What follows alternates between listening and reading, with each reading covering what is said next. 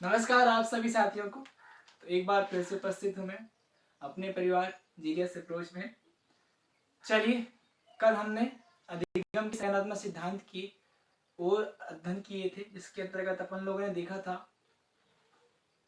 Kohler जी का सूर्य और अंतर्दृष्टि का प्रयोग, है ना। और उसके साथ साथ अपन लोगों ने देखे थे एक और सिद्धांत हमने देखा था। किस पे आधारित था वो सिद्धांत? कटलेविन जी का क्षेत्रफल सिद्धांत था, है ना। तो चलिए, आज हम संज्ञानात्मक अधिगम के सिद्धांत की कुछ और सिद्धांत के बारे में चर्चा करते हैं, जो कि अगला रहेगा अधिगम का अष्टपदी सिद्धांत। अभी अष्टपदी सिद्धांत, अष्टपदी सोपान का सिद्धांत जो है किसने दिया आप बताएंगे? रॉबर्ट एम गेने साहब ने। किसने दिया? रॉबर्ट एम गेने साहब ने दिया अधिगम का अष्टपदी सोपान का सिद्धांत। इन्होंने अधिगम के 8 सोपान बताए हैं। कितने बताए हैं? 8 सोपान। एक एक करके सारे सोपानों की चर्चा करेंगे और यहाँ से हमेशा एक न एक प्रश्न पक्का बनता है, तो आप लोग ध्यान से सुनिएगा, है ना। चलिए शुरुआत करते हैं अधिगम का अष्टपदी सोपान का सिद्धांत।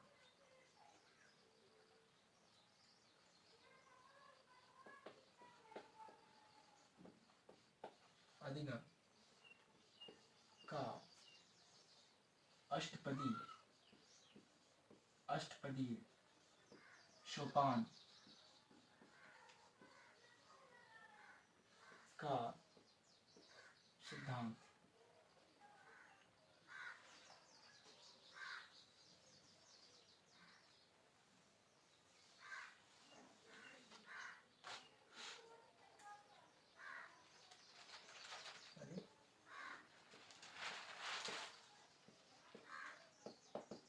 चलिए, दिया किसने इसे? इसको दिए थे रॉबर्ट एम गेने साहब ने। एम गेने, ध्यान रखना ऐसे ही प्रश्न बना हुआ है। अधिगम का अष्टपदी सोपान का सिद्धांत किसने दिया? रॉबर्ट एम गेने साहब ने। उन्होंने अधिगम कितने स्तर बताए हैं? 8 स्तर बताए हैं अधिगम के। कितने स्तर? 8 स्तर, ये 8 सोपान बताए हैं। एक एक करके देखते हैं। इसको क्या अपने ट्राइंगल के थ्रू समझेंगे। किसके थ्रू समझेंगे? ट्राइंगल के थ्रू अपन इसको समझेंगे। चलिए,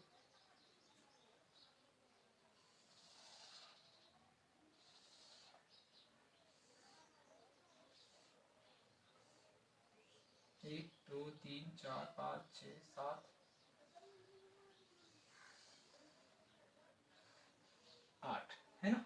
एक एक करके देखेंगे ना। सबसे पहला देखिए जरा, 8 स्तर ही, 8 स्तर को देखिए जरा। सबसे पहला स्तर का नाम इन्होंने दिया था संकेत अधिगम स्तर। क्या नाम दिया था इन्होंने? संकेत अधिगम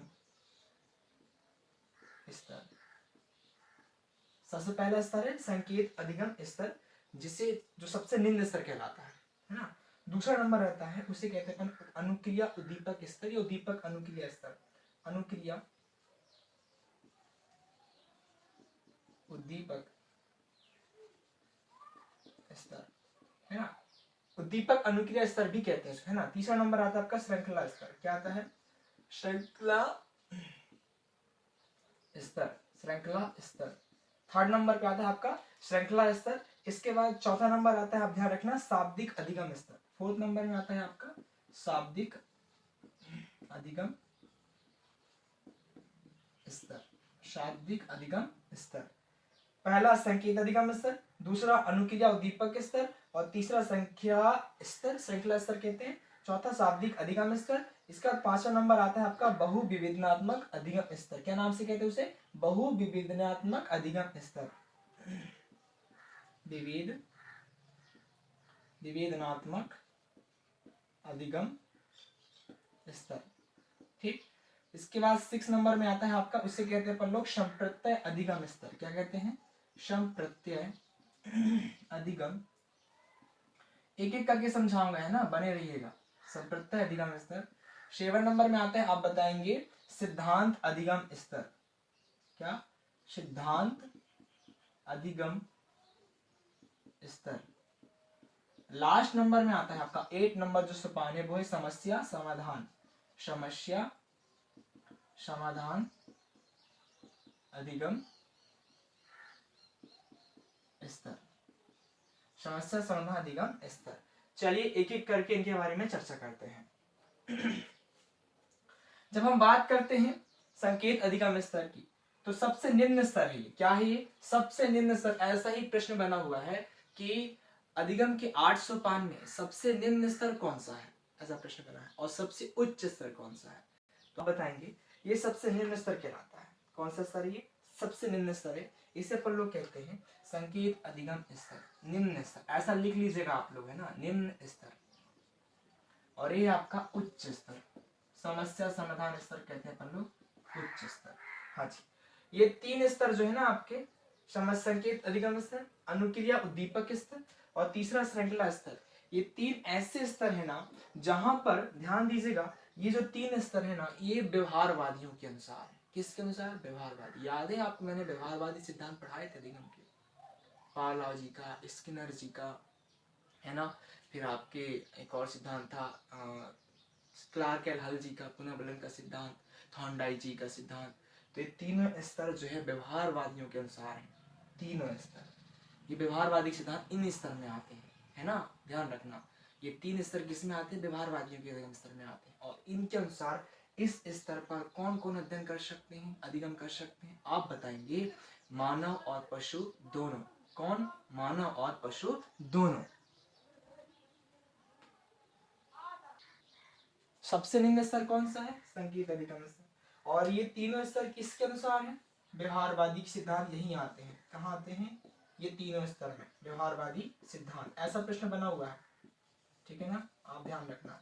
इसके अलावा और यहाँ पे कौन अधिगम करते हैं तीनों स्तर में? आप बताएंगे मानव भी करता है और पशु भी। मानव पशु दोनों, मानव पशु दोनों यहाँ क्या करते हैं? अधिगम करते हैं। ध्यान दीजिएगा, बहुत इंपॉर्टेंट टॉपिक है, इसको पूरा अंत तक देखिए, यहाँ से एक प्रश्न पक्का बनता है हर एग्जाम में। तो मानव और पशु दोनों किस में करते हैं? 3 स्तर में ही अध्ययन कर सकते हैं, अधिगम कर सकते हैं। सबसे निम्न स्तर कौन सा है? संकेत अधिगम स्तर है। क्लियर? अब इसके बाद जो ऊपर के 5 है ना, ये ऊपर के 5 जो ध्यान रखना, ऊपर के 5 हैं, यहाँ सिर्फ और सिर्फ कौन अधिगम करता है? आप बताएंगे मानव। कौन करता है यहाँ? सिर्फ मानव। कौन करता है यहाँ अध्ययन? मानव कर सकता है। ध्यान रखिएगा, कौन कर सकता है? मानव। ये 4 से लेके 8 तक, 4 से लेके 8 तक कौन अधिगम कर सकता है? आप बताएंगे मानव कर सकता है। और यहाँ कौन से सिद्धांत आते हैं? आप बताएंगे संज्ञानात्मक अधिगम के सिद्धांत आते हैं, ये ध्यान रखना। सबसे निम्न स्तर, सीधे प्रश्न पूछे आपसे, सबसे निम्न स्तर कौन सा है? आप बताएंगे संकेत अधिगम स्तर। सबसे उच्च स्तर कौन सा है? आप बताएंगे समस्या समाधान अधिगम स्तर। भाई बच्चा कब उच्च स्तर में जाएगा? जब वो समस्या समाधान करना लगेगा, तब होता है वो सबसे उच्च स्तर। क्लियर? इसके बाद और क्या है? ध्यान रखना, जो आपका सबसे निम्न स्तर है ना, समस्या ये आपका संकेत अधिगम स्तर, इसे अपन लोग कहते हैं, ये ध्यान रखना, ये सरल से कठिन की ओर बढ़ रहे हैं अपन, सरल से कठिन की ओर, है ना। एक एक करके वाले सबकी बताता हूँ आपको, देखना जरा ध्यान से। निम्न स्तर संकेत अधिगम स्तर, ये एक ऐसा स्तर है जहां बच्चा संकेतों के माध्यम से सीखता है। किसके माध्यम से सीखता है? संकेतों के माध्यम से। उद्दीपक अनुक्रिया स्तर, आपको पता है ईयर थॉर्नडाइक का जो SR theory, RS theory, SR theory मैंने बताया था आपको, स्टिमुलस रिस्पांस थ्योरी। उसमें क्या होता है? बच्चों को हम कोई उद्दीपक देते हैं, उद्दीपक को देखते वो क्या करता है? रिस्पॉन्स करता है। तो हम उद्दीपक अनुक्रिया के तहत हम बच्चों को सिखाते हैं। श्रृंखला स्तर, चीजों को हम बहुत श्रृंखला के रूप में सिखाते हैं, मतलब एक एक करके ग्रुप के रूप में, वर्ग के रूप में सिखाते हैं चीजों को। इसमें एक और बात ध्यान रखना, श्रृंखला अधिगम स्तर जैसे कि एक कोई वाक्य लिखा हुआ है, क्या लिखा है? कोई वाक्य, और उसमें मान लो किसी एक जगह पे क्या है? एरर है, गलतियां हैं, तो हमें उस गलती को ठीक करना है, ना कि पूरे वाक्य को गलत कर दो आप। जैसे मैं लिख दिया यहाँ पे मुझे राम अच्छा लगता है, तो देखो मुझ क्या है? गलत, तो हमें इसको ठीक करना, ना कि पूरे वाक्य को। इस श्रृंखला स्तर कहलाता है, श्रृंखला अधिगम स्तर कहलाता है, ठीक है ना। इस श्रृंखला अधिगम स्तर पूरे श्रृंखला को खत्म नहीं करना है, सिर्फ एक ही जहां गलत है वहां पे। जैसे मैं लिख दिया 1 3 5 7 9 11, एक पूरी श्रृंखला थी। बच्चे को मैंने कहा कि बच्चा इसको रिपीट करो, बच्चा 1 3 4 5 7 11। अब देखो कहाँ कहाँ गलत कर दिया उसने, यहाँ गलत कर दिया उसने 2 जगह पे, तो हमें इन दोनों को ठीक करना है, ना कि पूरी श्रृंखला को, है ना। आ रहा है समझ में? इसको अपने को गलत करके ठीक करना, ना कि पूरी श्रृंखला को गलत कर दो आप। ये श्रृंखला अधिगम स्तर कहलाता है। क्लियर? शाब्दिक अधिगम स्तर। शाब्दिक अधिगम स्तर जब हम अवधारणाओं को शब्दों के द्वारा सीखते हैं तो वो कहलाता है आपका शाब्दिक अधिगम स्तर। क्या कहलाता है? शाब्दिक अधिगम स्तर कहलाता है। बहुविभिन्नात्मक स्तर। अब देखिए, बहुविभिन्नात्मक स्तर एक ऐसा स्तर है जहां हम अवधारणाओं को बहुत सारी क्रिया प्रतिक्रियाओं के द्वारा सीखते हैं। अब कैसे सीखते हैं सर? देखिए एग्जांपल देता हूं।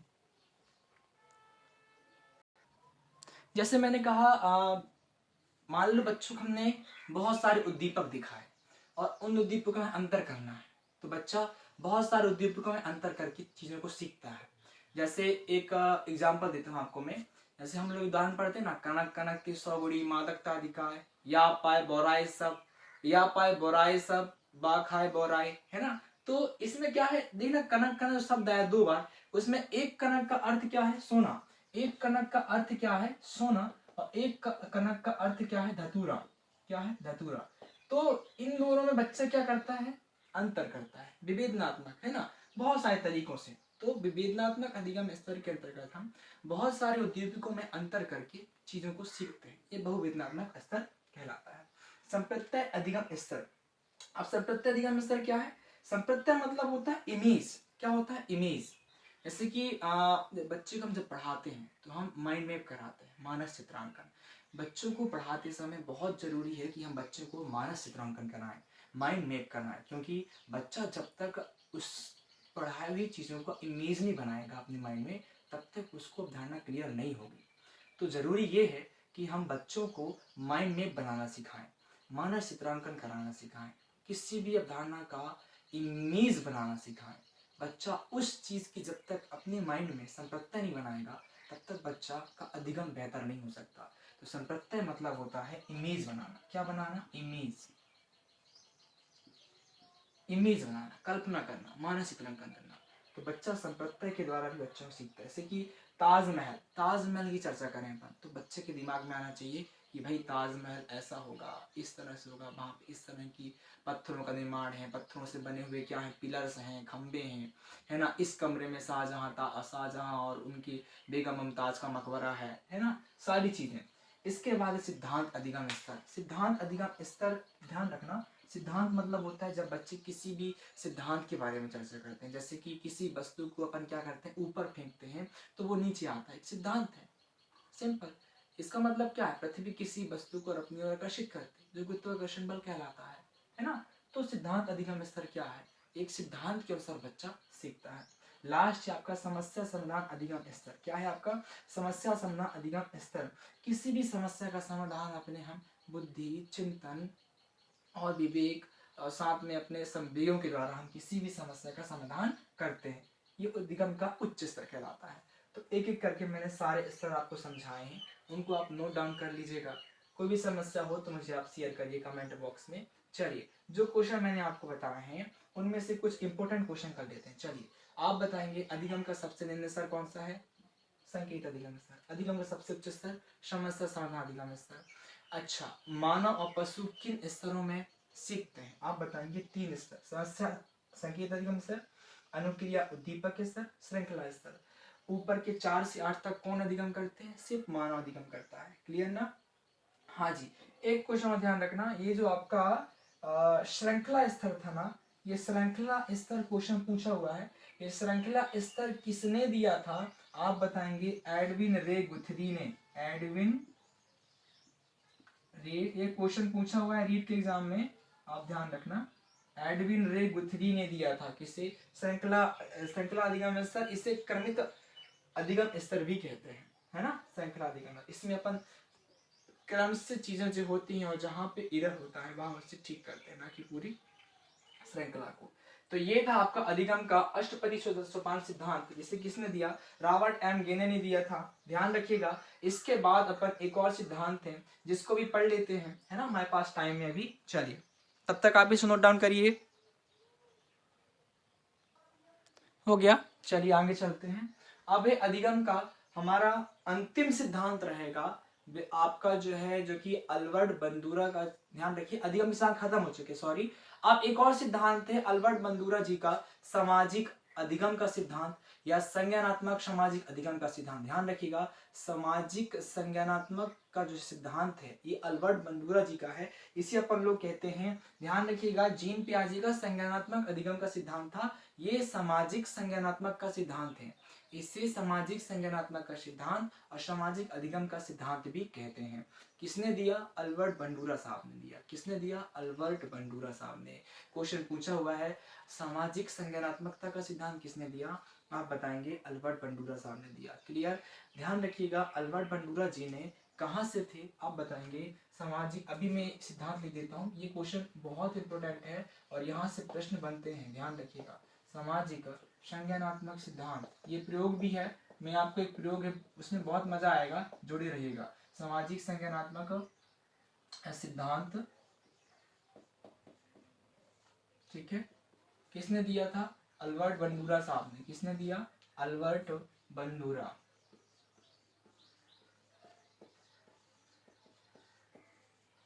कहाँ के थे अल्बर्ट बंडूरा साहब? कनाडा। कनाडा कहाँ पड़ता है? सब लोग कमेंट बॉक्स में बताएंगे कनाडा कहाँ पड़ता है। कनाडा पड़ता है आपके नॉर्थ अमेरिका में। North America. कनाडा की राजधानी क्या है? ओटावा, ठीक है ना, कनाडा। कनाडा के रहने वाले थे कौन? अल्बर्ट बंडूरा साहब। इन्होंने, ध्यान रखना, इनके अनुसार इन्होंने कहा कि बच्चे जो होते हैं समाज से दो प्रकार के व्यवहार सीखते हैं, है ना, एक मान्य व्यवहार और एक अमान्य व्यवहार। मान्य व्यवहार को वो अपना लेता है और अमान्य व्यवहार को छोड़ देता है, ठीक है ना। ठीक, अब आगे क्या होता है, उन्होंने इनका प्रयोग जो है ध्यान रखिएगा, प्रयोग इन्होंने दो चीजों पर किया था। दो चीजों पर प्रयोग किया। पहला नंबर था इन्होंने किया था प्रयोग, वो था गुड़िया पर, और दूसरा प्रयोग था इन्होंने किया था जोकर पर। ध्यान रखिएगा, गुड़िया क्या थी? मृत थी। क्या थी? मृत। जोकर क्या था? जीवित था। क्या था? जीवित। क्लियर है जी? चलिए दोनों प्रयोग के बारे में चर्चा करते हैं, बहुत मस्त है, मजा आएगा देखना आप लोगों को। क्या हुआ, प्रयोग समझाता हूँ, ध्यान से सुनिएगा। पहली बार जब उन्होंने प्रयोग किया तो ध्यान रखिएगा, एक पार्क था। कहा था? एक पार्क या बगीचा। उन्होंने उस पार्क में एक गुड़िया को रख दी। क्या कर दिए? गुड़िया को रख दिए। गुड़िया को उन्होंने रख दिए। गुड़िया क्या थी? मृत थी। क्या थी? मृत थी। गुड़िया को उन्होंने रख दिए पार्क में। वहां से एक महिला गुजरती है। वहां से महिला गुजरती है, वह उस गुड़िया से टकरा जाती है और गिर जाती है। टकराने के बाद क्या हो गई? धड़ाम से गिर गई, बेचारी धड़ाम से गिर गई। गिरने के बाद उसने उसको एक लात मारा, ऐसा करके किक करती है उस गुड़िया को, और बहुत सारे आप शब्द बोले। बंडूरा साहब ने सब वीडियो शूट कर लिए और ले जाकर अपने 50 बच्चों को दिखा दिए। कितने बच्चों दिखाए? 50 बच्चों। और वीडियो दिखाने के बाद उन बच्चों को उन्होंने उसी पार्क में ले गए और सारे बच्चों ने जैसा उस महिला ने किया था ना, वैसा सेम टू सेम उन्होंने कर दिया। अल्बर्ट बंडूरा जी का कहना है कि बच्चे कैसे सीखते हैं? अनुकरण के द्वारा सीखते हैं। बच्चे सामाजिक व्यवहार को देखकर सीखते हैं। तो इस प्रयोग से निष्कर्ष निकला कि भाई बच्चे क्या होते हैं? देखकर सीखते हैं। परंतु यह प्रयोग निष्फल हो गया।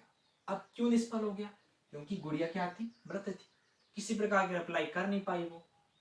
इसके बाद उन्होंने क्या किया? दूसरा प्रयोग किया जो किस पे था? जोकर पे था। जोकर चूंकि क्या था? जीवित था। क्या था? जीवित। उन्होंने उस जोकर को पार्क में खड़े कर दिए। पार्क में खड़े करने के बाद क्या होता है पता है आपको? वहां पे कोई भी आता है उनके साथ शेक हैंड करता है, हाथ मिलाते हैं, उनके साथ हाय हेलो करते हैं, है ना, फोटो खींचते हैं। आजकल का ट्रेंड है सेल्फी खींचते हैं सब लोग जोकर के साथ, है ना। तो ये सब उन्होंने शूट कर लिए बढ़िया। शूट करने के बाद वो फिर से उन्हीं 50 बच्चों को ले जाकर वो चीजें दिखाते हैं और ये जो शूटिंग होती है उसको फिर से वो बच्चों के साथ रिप्लाई करते हैं, अप्लाई करते हैं, सॉरी। और जो अप्लाई करते हैं तो बच्चे भी उसी प्रकार का व्यवहार करते हैं। सारे बच्चे उनके साथ खेलते हैं, नाचते हैं, जोकर के साथ हाथ मिलाते हैं, सेल्फी लेते हैं, है ना। तो ये जो जोकर हैं, तो इस प्रयोग से सिद्ध हो गया कि बच्चे क्या होते हैं? अनुकरण के द्वारा सीखते हैं, सामाजिक व्यवहार को देखकर सीखते हैं। ये था सामाजिक संज्ञानात्मक सिद्धांत। क्या था? सामाजिक संज्ञानात्मक सिद्धांत किसका था? अल्बर्ट बंडूरा साहब का। क्लियर हो गया जी? चलिए, तो आज हमने दो सिद्धांतों के बारे में चर्चा की है। पहला सिद्धांत था रॉबर्ट एम गेने का अधिगम का अष्टपदी सोपान का सिद्धांत, और दूसरा सिद्धांत था अपना अल्बर्ट बंडूरा जी का सामाजिक संज्ञानात्मक सिद्धांत। दोनों सिद्धांत मोस्ट इंपोर्टेंट है, आपकी CTET, MP TET, KBS, other teaching exams के लिए, तो आप जो है इनका अध्ययन जो है कॉपी पेन के साथ करिएगा। कोई भी समस्या होती है, किसी प्रकार का कन्फ्यूजन है, तो मुझे कमेंट करिएगा। मुझे आपकी रिस्पॉन्स का इंतज़ार रहता है। चलिए आज के लिए बस इतना ही। कल फिर मिलते हैं एक नए विषय के साथ, एक नई उमंग के साथ, एक नई सोच के साथ। तब तक के लिए थैंक यू।